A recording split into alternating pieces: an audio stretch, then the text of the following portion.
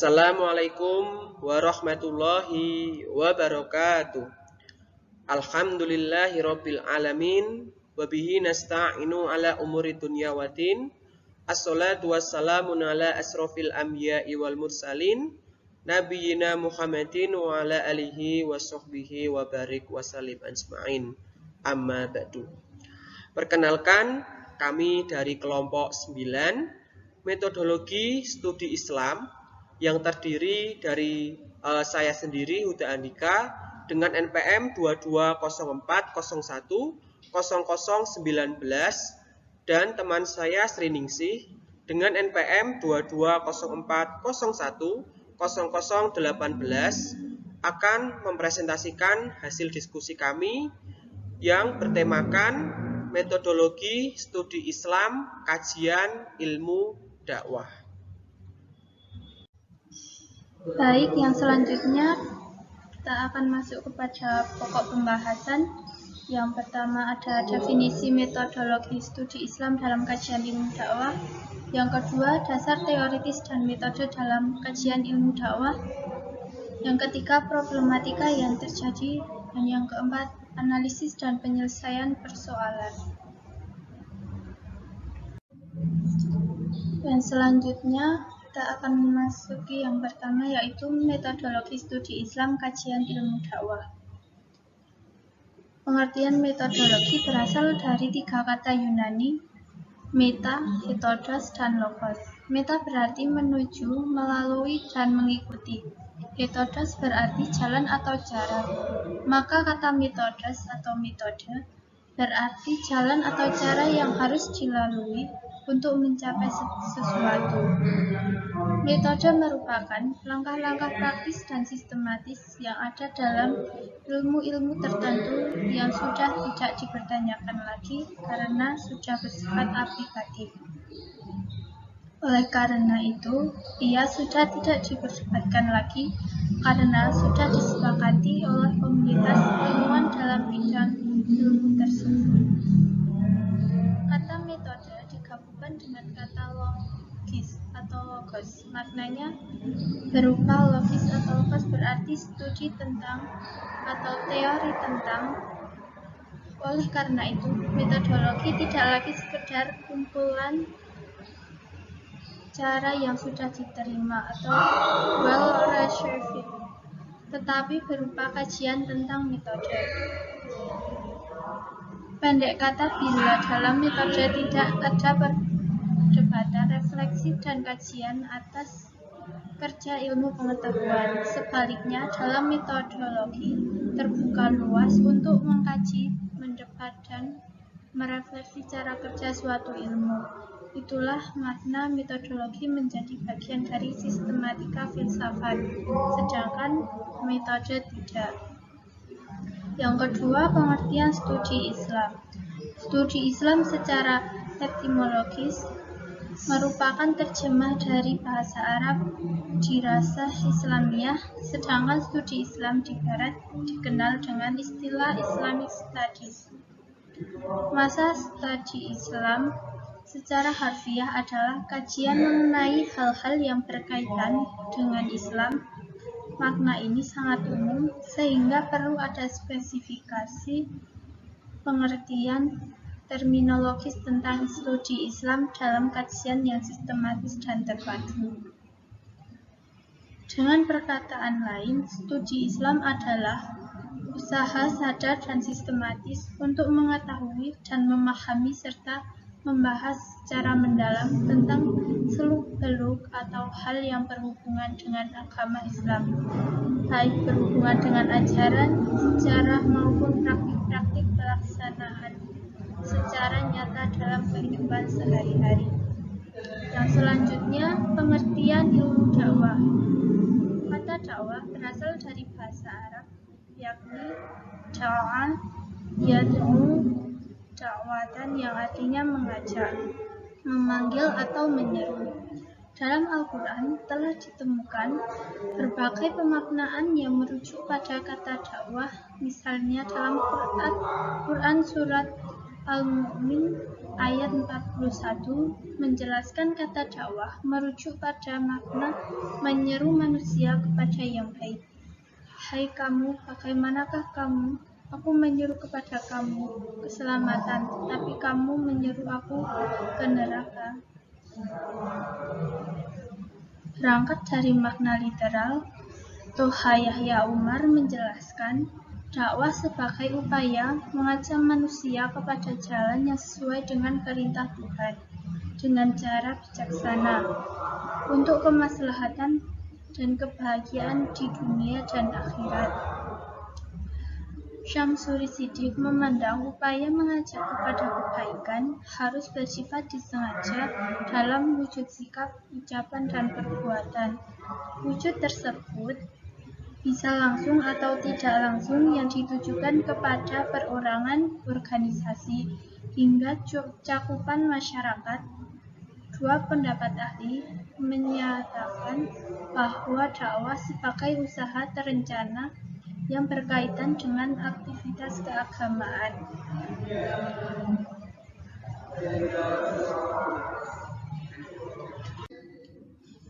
Yang selanjutnya pendekatan metode dakwah. Yang pertama, struktural.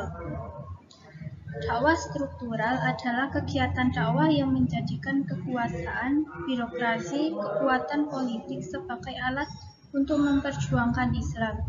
Dakwah struktural bersifat top-down, hingga dalam prakteknya aktivis dakwah struktural bergerak mendakwah ajaran Islam dengan manfaat struktur politik maupun ekonomi, guna menjadikan Islam sebagai ideologi negara, sehingga nilai-nilai dalam Islam menjewentah dalam kehidupan berbangsa dan bernegara. Pendekatan ini untuk membangun kehidupan berbangsa dan bernegara yang sejahtera dan religius. Dakwah bisa menggunakan pendekatan struktural atau pendekatan politik. Harus ada para politikus dalam legislatif yang membuat undang-undang untuk kelangsungan kehidupan yang lebih Islami. Dibutuhkan pula politikus dalam eksekutif yang menjalankan pemerintah berdasarkan produk hukum tersebut. Pendekatan ini melalui jalur struktural formal, misalnya pemerintah. Hal yang pernah ditempuh oleh Profesor Dr. Amin Rais dengan Ikatan Cendekiawan Muslim Indonesia berbeda dengan jamaah tabligh yang tidak memiliki struktural, karena amal yang dilaksanakan ini semata-mata untuk memperbaiki diri sendiri dan tidak memiliki tujuan untuk memajukan atau mengajak kepada suatu golongan, firqah, sekte, aliran, atau organisasi tertentu, tetapi untuk satu tujuan, yaitu mengajak manusia taat kepada Allah dan dapat mengamalkan segala perintahnya dan menjauhi segala larangannya dengan mengikuti apa yang dicontohkan Rasulullah SAW, lalu mengajak berkorban harta, diri, dan waktu untuk mentabligkan agama kepada umat seluruh alam. Itulah yang menjadi tujuan jamaah tabligh, mengajak manusia untuk sama-sama taat kepada Allah dan Rasul-Nya. Yang selanjutnya pendekatan dakwah kultural. Pendekatan kultural adalah pengembangan dakwah mulai jalur kultural normal, misalnya melalui pengembangan masyarakat, kebudayaan, sosial, dan bentuk non-formal lainnya. Hal ini pernah dikembangkan oleh Kiai Haji Abdurrahman Wahid dengan Nahdlatul Ulama. Dakwah kultural adalah pertama, dakwah yang bersifat akomodatif terhadap nilai budaya tertentu secara inovatif dan kreatif tanpa menghilangkan aspek substansial keagamaan. Kedua, menekankan pentingnya kearifan dalam memahami kebudayaan komunitas tertentu sebagai sarana dakwah. Pendekatan kultural atau sosial budaya dengan membangun moral masyarakat melalui kultur mereka, misalnya dengan memberdayakan ekonomi masyarakat, memberikan pendidikan yang memadai untuk membentuk sumber daya manusia yang berkualitas, dan sebagainya. Jadi, dakwah kultural adalah dakwah yang bersifat bottom-up, dengan melakukan pemberdayaan kehidupan beragama berdasarkan nilai-nilai spesifik yang dimiliki oleh sasaran dakwah. Menurut Muhammad Sultan, bahwa dakwah kultural adalah aktivitas dakwah yang menekankan Islam kultural. Islam kultural adalah salah satu pendekatan yang berusaha meninjau kembali kaitan doktrinal yang formal antara Islam dan politik atau Islam negara. Yang selanjutnya, pendekatan sosial.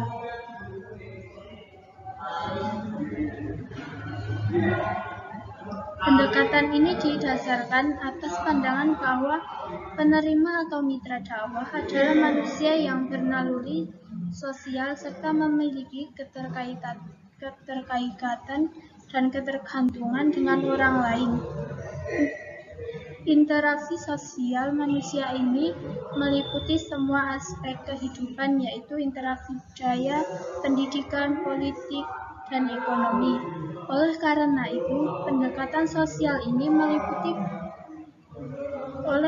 itu, pendekatan ekonomi dengan adanya pendekatan di bidang sosial ini, maka aspek permasalahan dakwah di masyarakat dapat ditanggungi dengan beberapa pendekatan dakwah, diantaranya yaitu pendekatan pendidikan, pendekatan budaya. Dan selanjutnya, pendekatan ekonomi. Ekonomi termasuk kebutuhan asasi dalam kehidupan setiap manusia. Kesejahteraan ekonomi memang tidak menjamin suburnya kehidupan keimanan seseorang. Akan tetapi seringkali kefakiran akan membawa seseorang pada kekufuran, padahal merupakan realitas yang banyak ditemukan. Pendekatan ekonomis dalam pelaksanaan dakwah pada masyarakat yang minus ekonomi untuk meningkatkan kesejahteraan hidup atau disebut dengan dakwah bilhal mutlak dilakukan sebagai pendukung stabilitas keimanan dan kontinuitas ibadah masyarakat. Yang selanjutnya, pendekatan psikologis.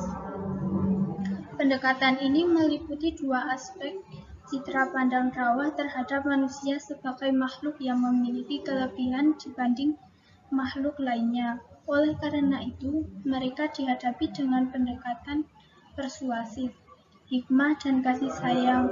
Realita pandang dakwah terhadap manusia yang di samping memiliki beberapa kelebihan, ia juga memiliki berbagai macam kekurangan dan keterbatasan. Ia seringkali mengalami kegagalan mengomunikasikan dirinya di tengah-tengah masyarakat sehingga terbelenggu dalam lingkaran problem yang mengganggu jiwanya. Oleh karena itu, dakwah harus memandang setiap mitra dakwah sebagai manusia dengan segala problematika. Pendekatan psikologis ini terutama bagi mereka yang memerlukan pemecahan masalah rohani, baik dengan bimbingan dan penyuluhan maupun dengan metode-metode yang lain. Pendekatan psikologis merupakan pendekatan yang menitik beratkan pada perasaan setiap individu. Berdakwah dengan metode mengetahui kondisi mad'u melalui perasaan dan tingkah laku.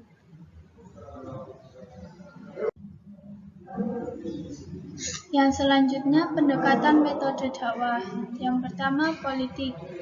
Nabi secara khusus memerintahkan amar ma'ruf nahi munkar dengan falyughayyirhu biyadihi, artinya melakukan nahi munkar tersebut dengan kekuasaan politik pada penguasa. Yang selanjutnya, sosial. didasarkan atas pandangan bahwa penerima atau mitra dakwah adalah manusia yang bernaluri sosial serta memiliki keterkaitan dan ketergantungan dengan orang lain. Yang selanjutnya, metode kajian ilmu dakwah menurut Abu Sri Dimyati. Yang pertama, metode historis, yakni suatu pendekatan terhadap objek ilmu dakwah dengan menelaah dan meneliti proses dakwah di masa lalu. Dalam hal ini dapat dikemukakan misalnya mengumpulkan dan menginterpretasikan gejala-gejala, peristiwa-peristiwa atau gagasan-gagasan yang timbul di masa lampau untuk dapat menemukan generalisasi. Yang selanjutnya, metode analitik. Metode analitik yaitu suatu pendekatan terhadap ilmu dakwah secara deduktif dan induktif serta komparatif dengan dasar mengadakan analisis terhadap ayat-ayat Al-Quran dan hadis serta ijtihad para ulama. Analisis sosial budaya dengan pendekatan fenomenologis. Yang selanjutnya, metode eksperimen, yaitu suatu pendekatan terhadap objek ilmu dakwah dengan cara mengadakan percobaan untuk mendapatkan rumusan yang dibutuhkan atau untuk mendapatkan sesuatu teori. Sementara itu, Amrullah Ahmad itu merumuskan metode kajian ilmu dakwah itu ke dalam 6 metode kajian. Yang pertama adalah metode refleksi teologis atau analisa normatif, yaitu suatu cara untuk memahami dan menelaah objek formal ilmu dakwah dengan menggunakan pemahaman, pancaran, dan kaitan akidah dengan berbagai segi kehidupan manusia, dan yang salah satunya adalah tugas dakwah. Dengan metode ini, dakwah dapat dipahami dan diteliti dalam perspektif Al-Quran, hadis, dan sejarah Rasulullah SAW. Hasil penelitian dengan metode ini adalah memotret dakwah menurut Al-Quran, hadis, dan sejarah dakwah Nabi Muhammad SAW, sehingga melahirkan sebuah teori-teori dakwah. Jadi dengan metode ini, itu dakwah-dakwah yang dilakukan oleh Nabi Muhammad pada masa lampau itu dikaji di dalam Al-Quran, As-Sunnah maupun dalam sejarah Islam. Yang kemudian lahirlah sebuah teori-teori dalam berdakwah. Metode kajian ilmu dakwah yang kedua adalah metode historis, yaitu cara memahami objek formal ilmu dakwah dengan menelaah kemunculan dakwah dalam realitas sejak zaman Nabi SAW sampai kini tanpa mengaitkan dengan asbabul dakwah atau sebab-sebab dalam berdakwah. Dalam metode ini, prinsip dasarnya adalah memahami dakwah secara vertikal dalam ruang dan waktu. Metode kajian ilmu dakwah yang ketiga adalah metode partisipasi, yaitu sebuah cara untuk memahami objek formal ilmu dakwah dengan melibatkan peneliti secara langsung dalam kegiatan dakwah, memotivasi para pengelola organisasi dakwah dan jamaah penerima dakwah untuk menelaah masalah-masalah dakwah, kemudian merencanakan pola pemecahan. Peneliti di samping terlibat secara langsung juga mengamati, mencatat, merumuskan, dan menganalisa masalah-masalah dakwah yang muncul dan pada akhirnya menarik kesimpulan atas masalah yang diteliti. Metode kajian yang keempat adalah metode eksperimen, yaitu cara memahami objek ilmu dakwah dengan melakukan percobaan dakwah dalam sebuah jamaah penerima dakwah. Semua objek telaah ilmu dakwah diteliti. Peneliti terlibat dalam proses percobaan itu dan mengambil peran tertentu dan dengan cermat mengamati semua masalah dakwah untuk kemudian dianalisis dan diambil kesimpulan. Dan metode dakwah yang kelima ataupun yang terakhir adalah metode kajian dakwah deskripsi, yaitu mempelajari objek ilmu dakwah dengan menggambarkan masalah dakwah yang diteliti secara mendalam, kemudian menganalisis dan mengambil kesimpulan. Pembahasan selanjutnya adalah problematika yang terjadi dalam kajian ilmu dakwah. Sebagaimana kita ketahui bahwa Islam itu adalah agama dakwah. Dakwah pertama kali dilakukan oleh Nabi Muhammad SAW, kemudian diteruskan oleh para sahabat, tabi'in, tabi'in, hingga akhirnya sampai ke Indonesia melalui para pendakwah Islam. Sebagai pembawa risalah, Nabi Muhammad telah meletakkan dasar-dasar dalam berdakwah, baik dari sisi makna, hukum, unsur, dan metode dakwah. Akan tetapi, bumi itu berputar. Kehidupan manusia cenderung mengalami kemajuan dan perkembangan. Dari perkembangan dan kemajuan kehidupan manusia ini, ternyata turut membawa kompleksitas dan permasalahan kehidupan di manusia. Dari permasalahan kehidupan manusia ini, terjadi fenomena ketimpangan dan ketidakadilan sosial yang umumnya terjadi di seluruh wilayah Indonesia. Lebih memilukan lagi ketika kita mendengar bahwa umat Islam yang mengalami fenomena ketimpangan. Dari fenomena ketimpangan sosial ini, terjadi penurunan persentase agama Islam di Indonesia. Membuka sensus tahun 2010 menyebutkan 85% penduduk Indonesia adalah beragama Islam. Hal ini menurun jika dibandingkan tahun 2000 yang menyebutkan jumlah populasi agama Islam adalah 88,2%. Terjadi penurunan sebanyak 3% dari tahun 2000 sampai tahun 2010. Lalu, apa yang menyebabkan penurunan presentasi agama Islam di Indonesia ini? Terdapat banyak faktor yang melatar belakanginya.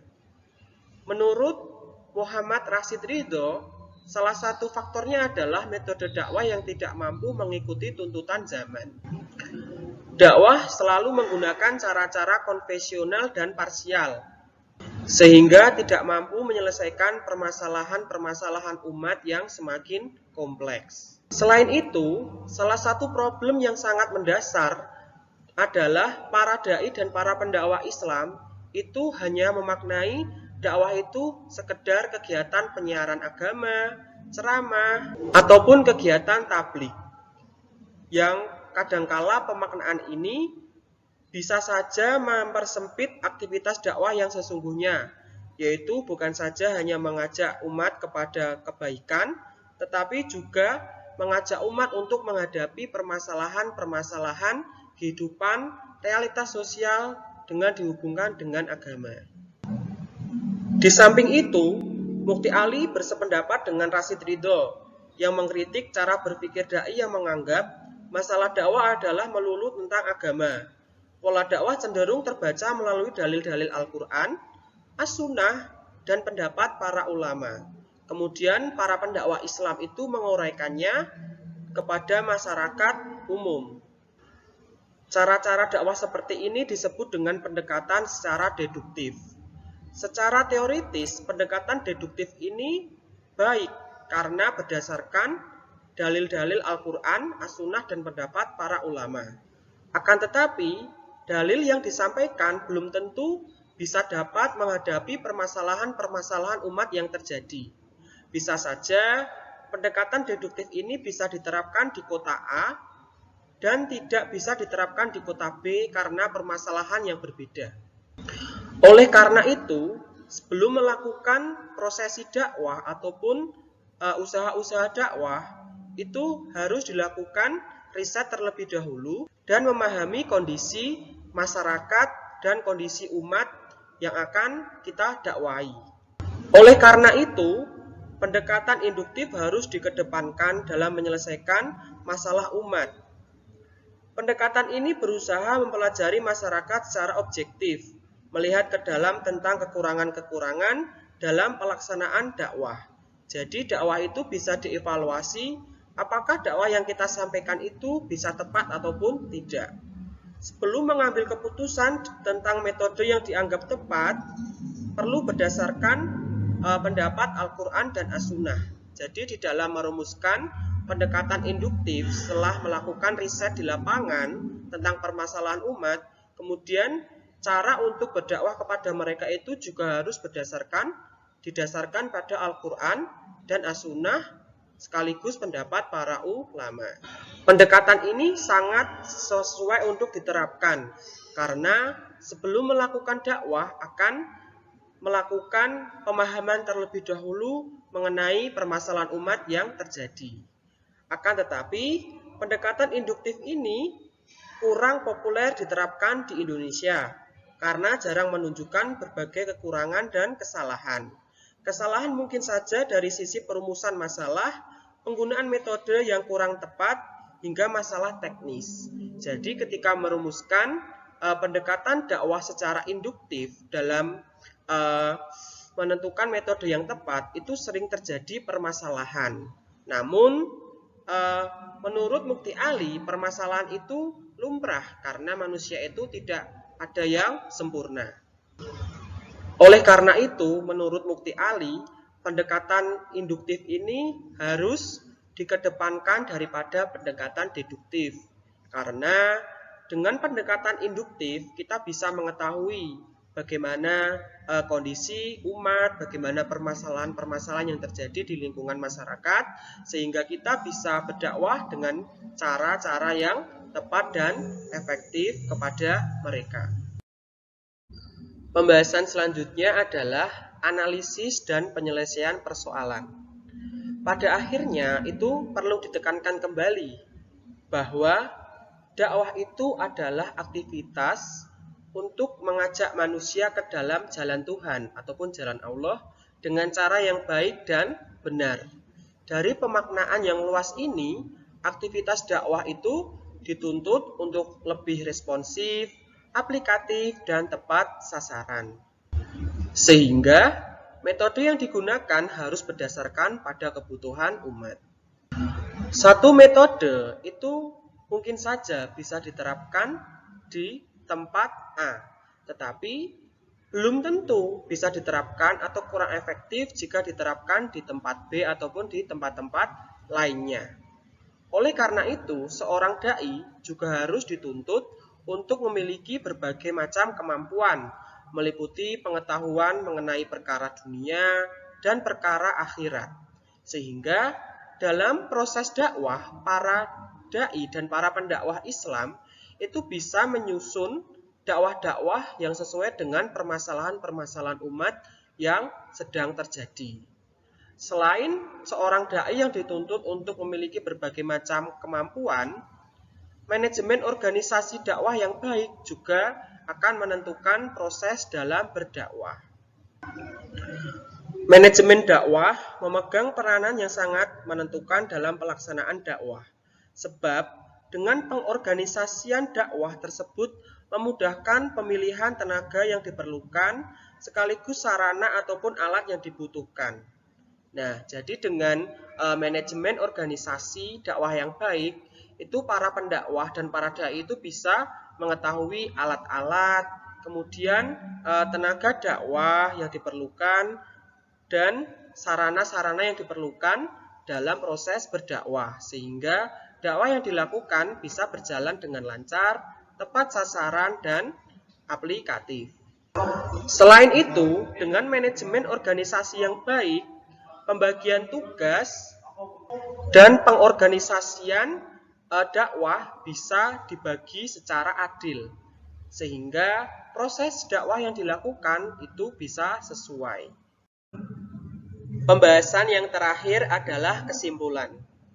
Dakwah merupakan proses penyampaian ajaran agama Islam kepada umat manusia yang bertujuan untuk membawa manusia kepada tujuan akhir, yaitu kebahagiaan di dunia dan akhirat. Ajaran Islam yang disampaikan dalam proses dakwah tersebut memiliki cangkupan yang sangat luas, dengan Al-Quran dan Al-Hadis sebagai sumber utamanya.